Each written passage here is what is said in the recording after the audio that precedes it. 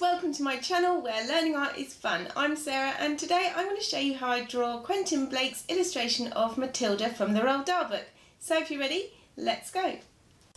So here is a sneaky peek at how my illustration of Matilda turned out, and I really enjoyed doing it this week. And I've also put up there materials I used for this drawing, but if you want more details then do check in the description box below and I'll give you the brands that I used. But the main aim for this video was to sort of put into practice some of the tips that we talked of on the quick tips video that I did on Tuesday. So if you haven't seen that, I'll put a link in the card above and you can go and check that out before you watch this video, or go and have a look afterwards. So what I did to start with was just to rough out, using the method that we talked about in the quick tips video this week, just to do a faint outline sketch using a light pencil, so that's an H pencil, and that was just to get everything in the right place before then going in with my dip pen and ink. And for this video I did manage to find a slightly bigger nib than I was using on my last video, because I did find that the really fine nib was a little bit scratchy and harder to use on the bumpy watercolour paper, and this one was pretty good and it was a lot easier than the small one. But if you haven't got one of these, then don't panic at all. You can just go ahead and use a regular outliner, fine liner or something like that. But if, like me, you're going to be colouring in watercolour paint, then do make sure that your fine liner is waterproof.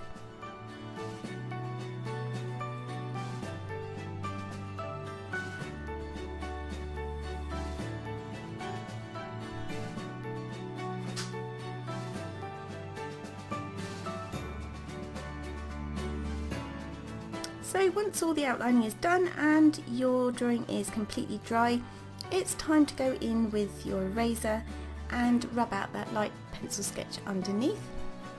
And in that way we'll get a really nice clean finished illustration. It is important though to make sure that that ink is dry, because you don't want it to smudge and ruin your drawing.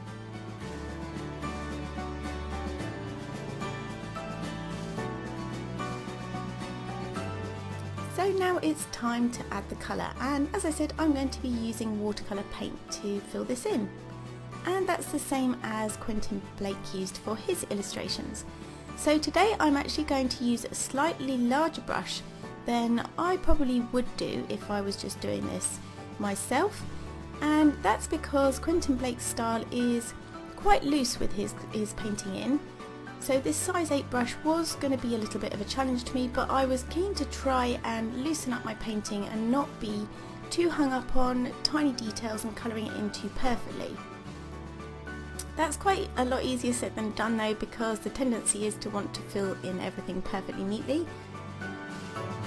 But I do really like Blake's style, where it kind of looks rather spontaneous and loose, but still looks really clean and crisp when it's all finished.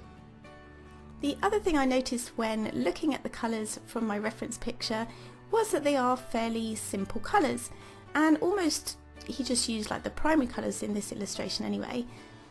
So it was fairly straightforward to paint in. So my method for doing it was to look at the areas that were all the same colour and fill those in first before moving on to another colour. And making sure obviously when you're using watercolour that you don't have two areas next to each other that are wet, because you don't want those colours to bleed into one another. And the lovely thing about watercolours is that you can layer those colours as well, so if you feel that they need to be brighter or darker, you can just go in once they're dry and do another layer over the top.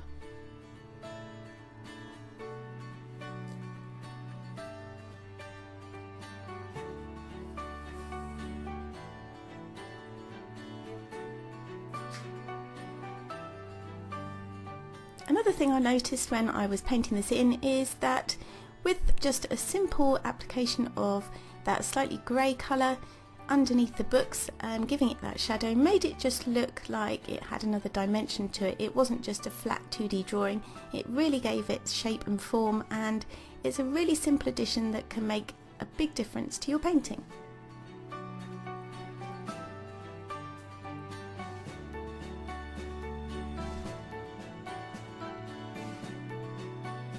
The other thing we did talk about briefly on the video on Tuesday was the fact that although the finished picture looks really neat and crisp, if you look in detail at it, there are some lines that don't seem to completely fit, and that does kind of add to the interest with the picture. So not all of the books were perfectly straight or finished off around the edges, and that's something that I hadn't really noticed until I started studying these drawings, but it is something that it does make it more interesting, and it almost makes me want to look at the drawing longer than if I was just kind of flicking through a book, because it adds an element of almost curiosity to the drawings.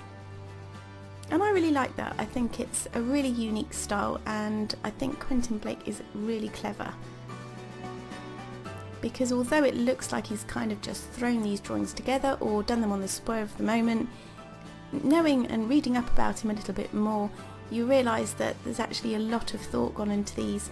And I think when I was reading up about Quentin Blake, it was sort of realised that he was really actually quite meticulous in his drawings and spent hours on them, and he did sort of more concentrate perhaps on things like facial expressions and the personality of that character, and that really shines through in all of his illustrations.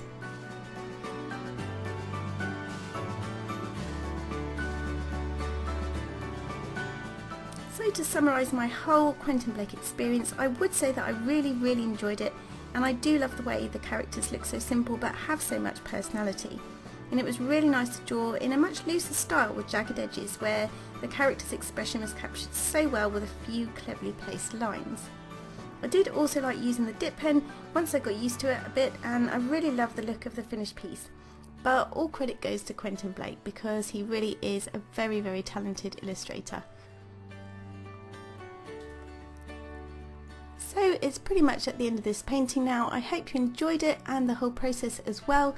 If you did, don't forget to give this video a like, comment and subscribe to my channel.